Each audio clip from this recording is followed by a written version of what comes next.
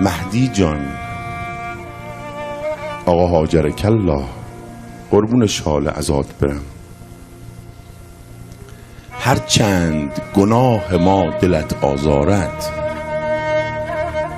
من آدم خوبی نیستم.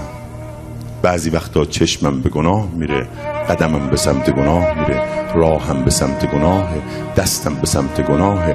اما شما خانواده رو دوست دارم، میدونید این حرفم راسته.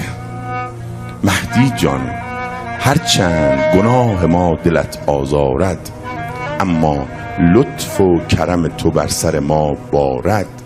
یک چیز ز نوکری خود فهمیدم، ارباب هوای نوکرش را دارد. دستونو بیارید بالا، من یه دعا کنم. الهی به سامن الحجج، اللهم عجل ولیک الفرج.